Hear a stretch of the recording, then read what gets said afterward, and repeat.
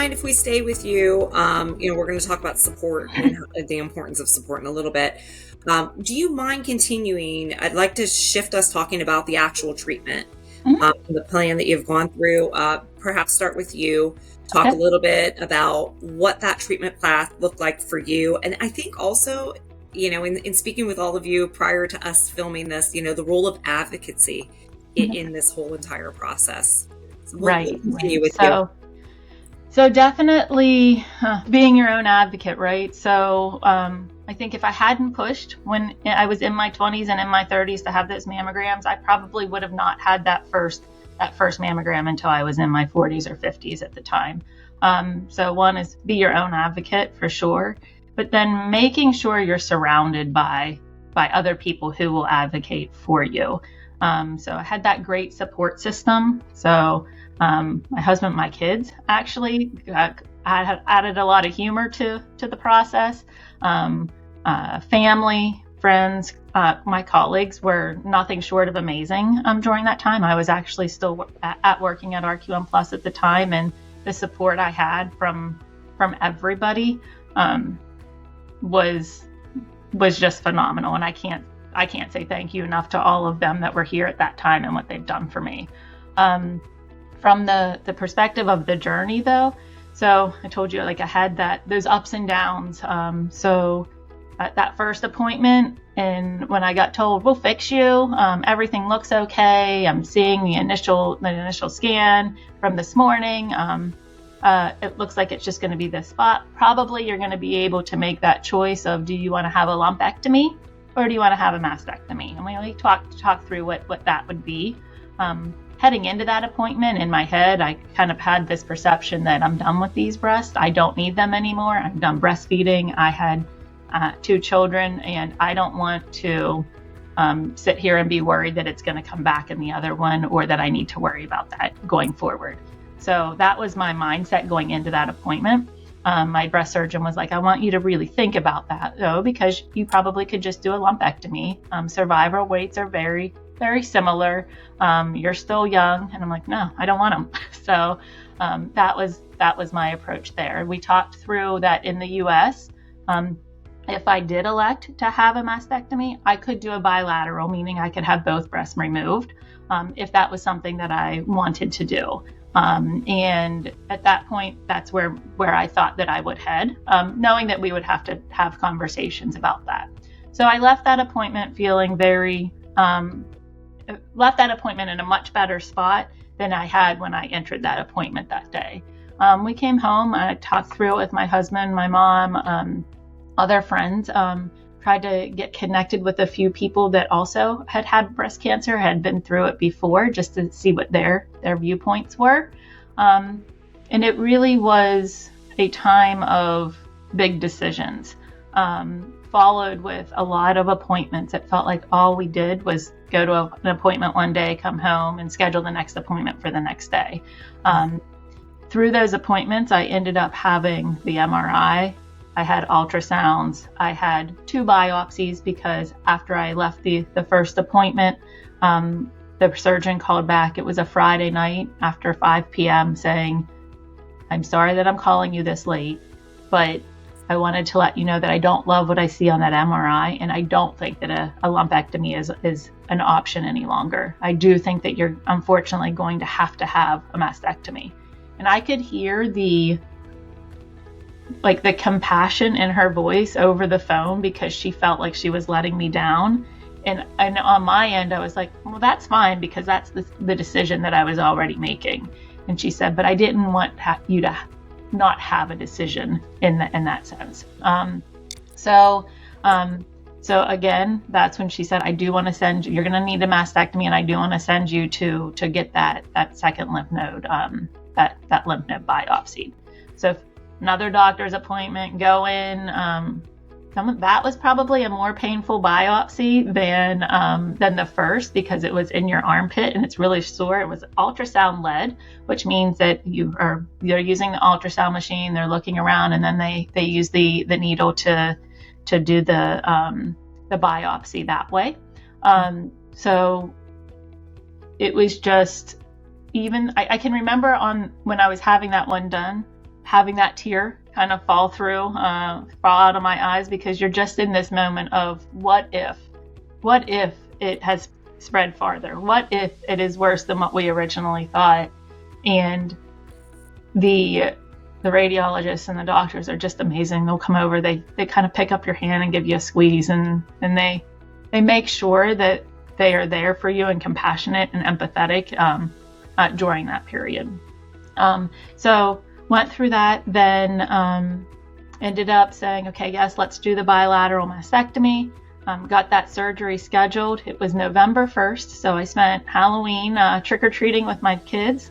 I had family fly in order to be here for the couple weeks after my surgery to provide support, and carpool rides and things like that. So we woke up the morning of November 1st. My husband and I put the kids on the bus. We then went to the hospital, and I had my surgery that day. I elected for that bilateral mastectomy. I stayed in the hospital one night, and then I was back in the car coming home the next day in less than 24 hours. And I totally remember that, looking over at my husband in the car saying, I just had both breasts removed, and we are back in the car in less than 24 hours. Like, it was nothing like it. I would have never expected that. I was in a lot of pain, or uncomfortable. Maybe not a lot of pain, but it was definitely uncomfortable. And I can remember it was just being very difficult to do things when you got home. Like, I couldn't raise my hands above my chest. I had 4 drains in my from my incisions and from the surgery that we had to drain every day. I had banding around me. I had a very beautiful pink Velcro bra that I think everybody gets, that the drains hold on to. It makes us feel kind of that solidarity with one another to know that we've all kind of experienced that banding bra. And then for the next several weeks, it was emptying drains, recording drains. We turned it into science experiments for my boys, so they would help with that, because we wanted them to know and be involved in that process. We were very open about it and had open discussions about it. And then a couple weeks went by, and the drains were able to come out. And through that whole journey, it really was that support that helped the day-to-day emotions and physicality of it. I will say that the hardest part for me was probably after that. It wasn't the physical recovery, it's the emotional recovery, because I was lucky enough to not need chemo or radiation because I chose to do the bilateral mastectomy, and it was early enough, and my cancer was early enough that we got it. So I was just on tamoxifen, and but I did have moments of what if it comes back, or what if they didn't get it all, and I still have some of those moments today.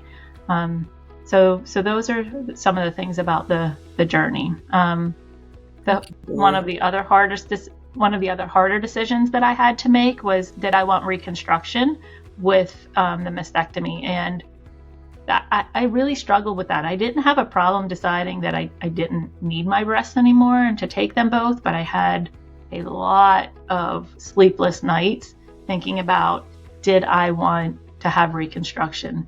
Did I want to have implants? Did I want to take something bad out of my body just to replace it with something else that wasn't natural to be in my body? And that was a really tough decision for me. Ultimately, I did choose to move forward with that, and I called one of our beloved colleagues that was at Arcuum Plus at the time and said, "Hey, Nancy, can you help me or give me a little more information about the safety of breast implants, or what do I need to consider about this?" Because they are considered, like, they had to go through FDA approval and everything to make sure that was safe for me. And I, to this day, am very thankful for the insight that she provided and the reassurance that she was able to give me. So thanks, Julie. That was my journey. Thank you. Erin, I think I'm going to shift it over to you, having gone through your journey in Europe, and to talk about, your path and what differences, having lived in the US and then doing your treatment there what you found, or you know. Yeah. So my treatment was pretty extensive. So my treatment involved 4 rounds of chemo over 12 weeks. I did a single mastectomy followed by the reconstructive surgery. I did a year of immunotherapy. I did 5 years of hormone suppression, and then I'm currently in the middle of a further 5 years of hormone suppression using tamoxifen. So it's, while there was a sort of an initial very intense year, the journey continues. I'd say that, every aspect of treatment is challenging in different ways. I received, let's see, so like with chemotherapy, for example, it was physically very rough. But I found, just like Julie was saying, being an advocate for myself, whenever I asked for help or support, I received it from the nurses and doctors who were caring for me. I was navigating a system. So, I mentioned, so I've been in the UK for a long time now, but I've been here for 5 years at that point. When I was diagnosed and, had my babies using the NHS, or the National Health Service here in the UK, but, had never been in the hospital for anything like this before. And just working to be my own advocate to try and not only understand what was happening to, from a disease and a health perspective, but, how to navigate the system in order to get, seen by the doctors and the specialists that I wanted to, make sure I talked to, so that I understood my options and I understood, what lay ahead. I just remember, when going through chemo, for example, like when I had issues with nausea, like I got help straight away. I raised my hand and said, I don't feel good. And they said, let's make that better. I had one particular round that was really rough. And I ended up in the hospital with severe neutropenia. And when I went back to the doctor for the next round, he was just like, let's not do that again. And they made sure it didn't happen again. Like I've said this to other people in the past, but I feel like I was one of the only people whose chemo rounds actually got easier as they went along, because they sort of watched how I responded and were able to help me with the side effects of chemo earlier and sort of help me through that process. So, that aspect of my treatment regime was rough, but then there was surgery. So I had actually elected to have chemo before surgery. Part of me was just, I didn't want to have surgery and then have to wait to heal to start doing the chemo in case the cancer had spread, because they didn't think it had, but you don't know. And I kind of felt like I wanted to get at it now, like get rid of the cells now, if they're somewhere in my body. And I was very grateful that they listened. They said, if that's what you want, let's do that. We will save surgery for afterwards. So I went in, when I went in to have surgery, that was less physically difficult, but probably more emotionally difficult. And not from the, yes, there's the dealing with losing a part of your body, but I think like Julie, like I had my kids, my breasts were no longer serving me, or my babies. In fact, one of them was trying to kill me, and I was just like, that needs to go. And so while the surgery itself, I was sort of shocked actually. So I did surgery and reconstruction at the same time, and I ended up not being particularly uncomfortable. I think they cut a lot of nerves when they were doing the surgery. And so I remember them being kind of shocked that I wasn't asking for pain medication. I was like, I just need to sleep. I'm okay. I don't hurt. I can't feel anything. I just need to sort of heal from the surgery. But I remember the hard part from that aspect of the journey was, that I had a 1-year-old at home who couldn't understand why I couldn't pick her up. And I remember my mother-in-law went I was very fortunate to have, even though we live far away from everybody, people came and supported us. But my mother-in-law was here, and she ran out to the store, and my little one woke up from her nap, and she was, wanted me to pick her up from her crib, and I couldn't. So I just had to sort of sit on the floor and like hold her hand. And she was so frustrated. So why are you picking, and you can't explain to a 1-year-old, like why mama's not, responding as they're asking you to. And that was very, from a very emotional perspective, that was really rough, right? Like trying to make it, I'll say palatable, but like, how do you explain to your kids, like, the giant scar across my chest? And I think it was sort of a lesson in being really open and really honest, and sort of making the kids, getting them involved. I remember after surgery, my little one, I got out of the shower, and it was the first time I sort of exposed the scar. My little one was, my older daughter, she's 4, she's, hanging out, and she's talking to me, and I sort of had the towel up, and I said, I want to explain to you that I've had that there, this looks pretty raw and angry. I said, but I'm not hurting. I'm totally fine. But I was just curious if you want to look at it and just so you understand like what was done, like why I was in the hospital last week. And she said, yeah, sure. So we sat down and we looked at it, and she looked at it and she said, does it hurt? And I said, no, it doesn't hurt. She's like, can I touch it? And I was like, sure. So she just kind of gently like put her hand out, and she's like, okay, cool. Can we do a puzzle? And I was like, yeah. It was just, kids are very, people are like, oh, it must have been really hard having little kids. I was like, in some ways you just kind of have to keep going. There was no, sure, I felt sorry for myself on occasion, especially when I didn't feel good. But at the same time, life goes on, and they kind of keep you focused on what's important, and also that, life doesn't stop. That was a blessing and a curse, I think, when I was going through. But I remember just being really grateful that they were young, and that they were resilient, and that they, sort of lessons in asking questions too, right? They were unfiltered. It was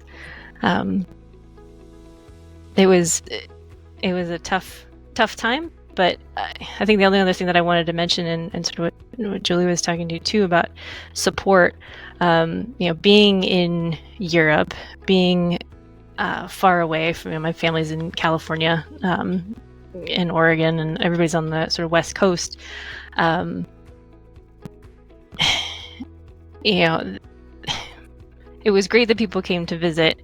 I will say that, when people come to visit, they have to stay at our house. And so that was challenging in its own ways. Not only, they're in a house with a small house with a family, trying to sort of navigate difficult times. But it was stressful for them too, to watch me go through, my treatment. And I think we often underestimated how that, I think my mom, for example, underestimated how that would impact her.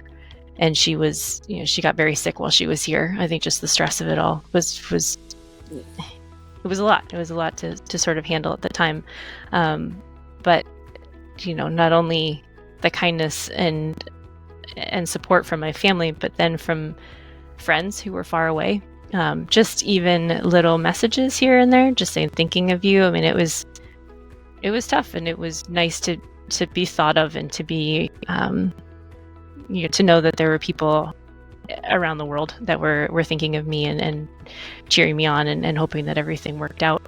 And then I think the other part was, the kindness, I don't want to say of strangers, but for people I didn't know very well. Like my daughter had just started school, and there were parents at the school who I didn't know very well, but I was obviously going to lots of appointments, and they would run long, or they'd be like, oh, if you can stick around, then you can talk to this specialist because they're here today. And I didn't have the flexibility. I had to go and do the school run, and to be able to text some of those parents and be like, can you please take my daughter to the park for half an hour, I'll be there as soon as I can, or can you take her home with you? Or people stepped up left and right to support our family, and to enable me to have the conversations that I needed to have with the healthcare professionals.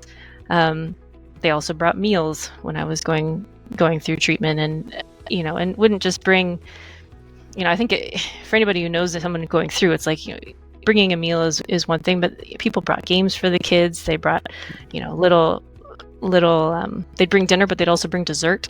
So they'd bring little things for the kids to put in their snack boxes the next day. It's just little things made such, I just remember feeling so grateful for the people that stepped up and were there to support me and my family. And I think if anybody's watching this, and we're all going to know somebody at some point going through a difficult time, whether or not it's breast cancer or something else, and just those little instances where you can say thinking of you, or doing just, it makes a really big difference and can have a big impact.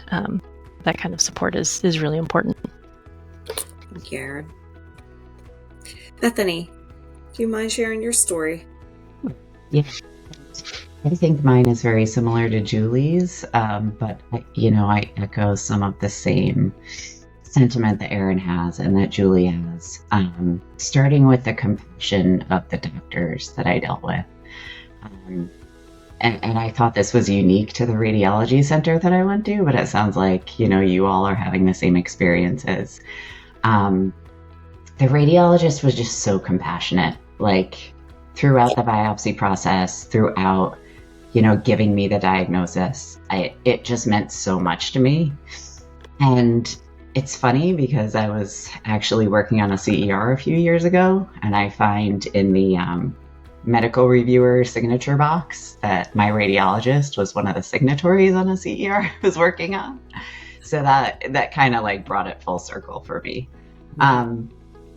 But as soon as I was diagnosed, I immediately had the support of my family. My mother had a breast cancer diagnosis 15 years earlier. So she was 49 years old when she was diagnosed. And her, she also had the option of a lumpectomy versus a mastectomy, decided on a one-sided mastectomy.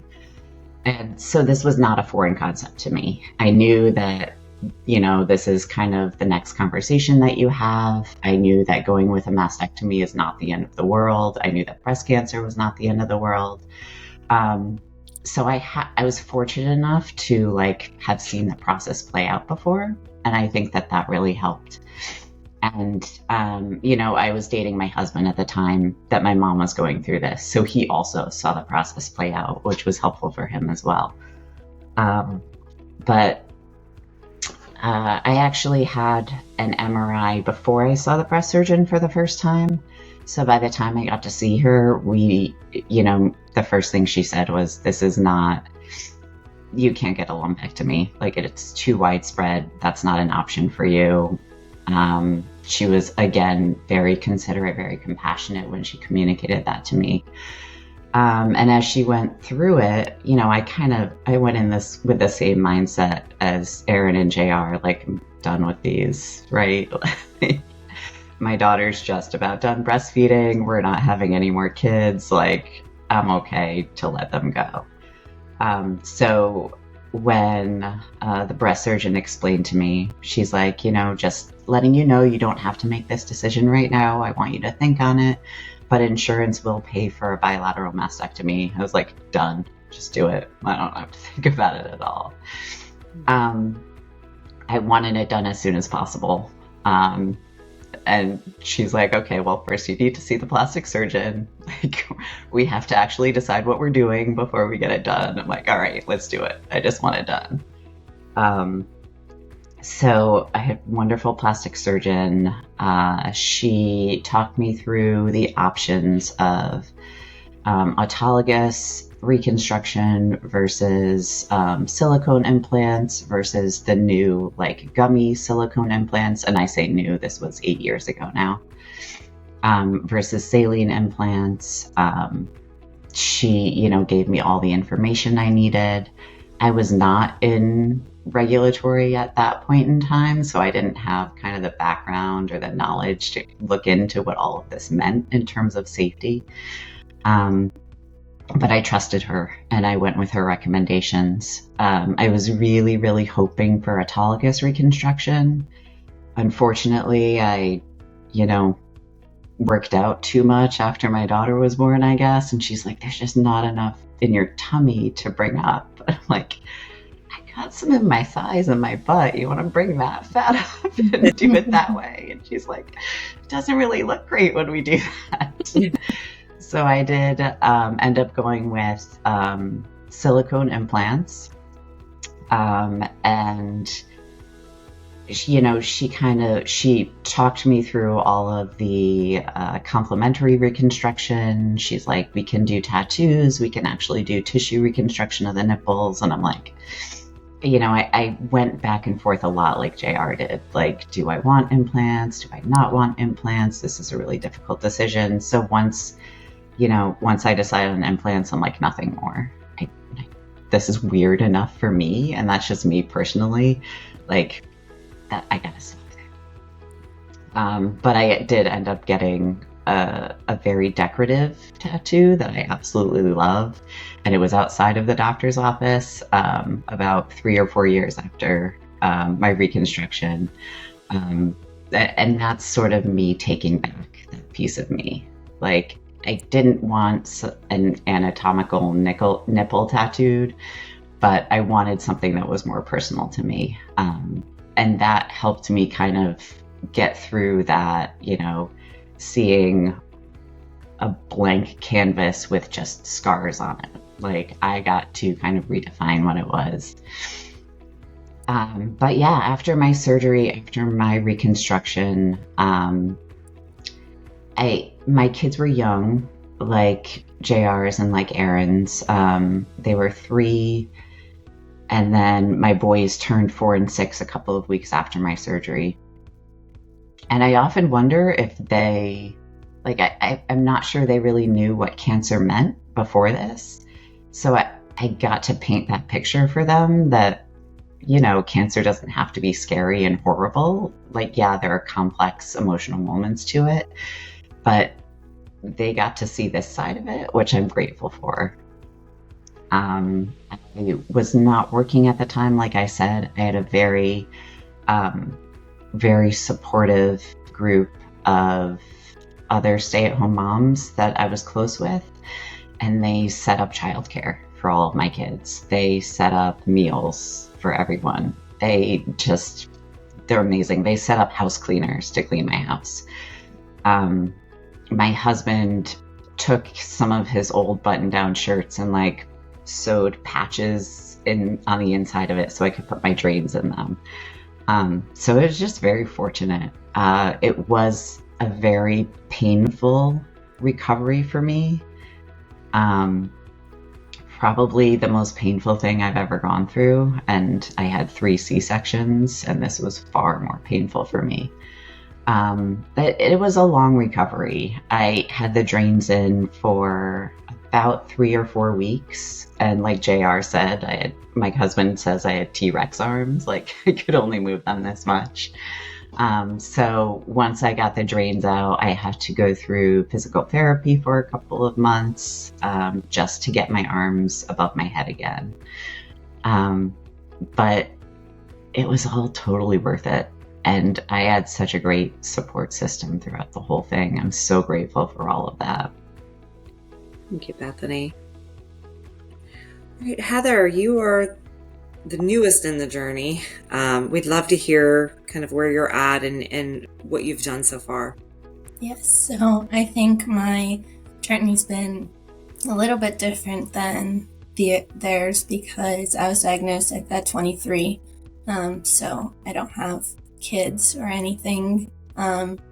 So I met with my plastic surgeons, and because the cancer, like Bethany, was just too widespread, and compared to the size of my breast, they said a lumpectomy was not an option.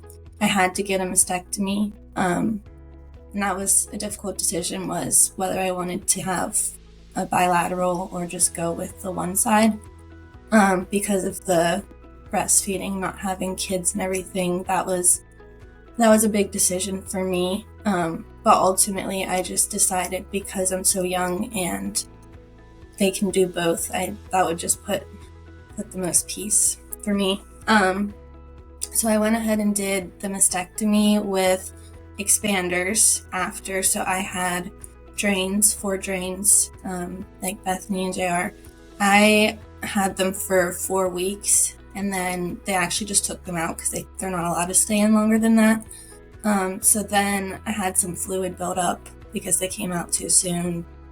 And then they did the fills for the expanders.